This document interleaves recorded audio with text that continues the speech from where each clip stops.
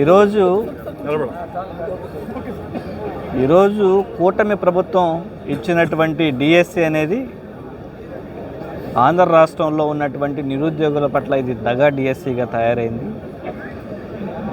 DSC రాసినటువంటి విద్యార్థులు ఎవరైతే ఉన్నారో వాళ్ళకి సంబంధించి మెరిట్ లిస్టు పబ్లిష్ చేయడంలో కానివ్వండి, అలాగే సెలక్షన్ లిస్టు పబ్లిష్ చేయడంలో కానివ్వండి, అలాగే సెలక్షన్కి పిలిచే విద్యార్థుల పట్ల కూడా సెలెక్టెడ్గా ఈ కూటమి ప్రభుత్వం వ్యవహరించినటువంటి తీరు ఆంధ్ర రాష్ట్ర చరిత్రలో ఇప్పటి వరకు ఎప్పుడూ జరగలేదు.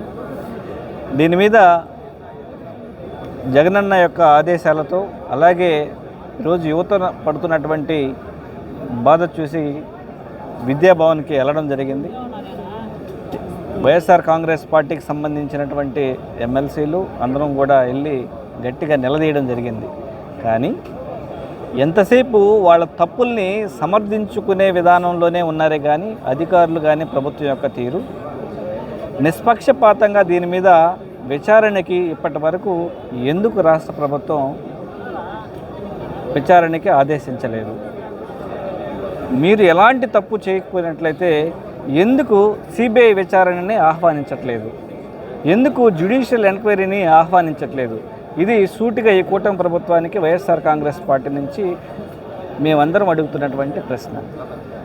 ఎలాంటి తప్పు జరిగినప్పుడు, ఎలాంటి పేపర్ లీకేజ్ జరిగినప్పుడు నిష్పక్షపాతంగా ఖచ్చితత్వమైనటువంటి ప్రమాణాలతో మీరు పరీక్షలు నిర్వహించి అలాగే పేపర్లు కూడా అదేవిధంగా పంపిణీ చేసినట్లయితే మీరు ఎందుకు సిబిఐకి విచారణకి ముందుకు రావట్లేదు?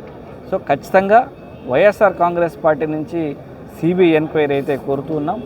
లేదంటే ఖచ్చితంగా జ్యుడిషియల్ ఎంక్వైరీ దీని మీద వేయాలని, అర్హులైనటువంటి ప్రతి ఒక్క విద్యార్థికి న్యాయం జరగాలని వైఎస్ఆర్ కాంగ్రెస్ పార్టీ నుంచి డిమాండ్ చేస్తూ ఉన్నాం.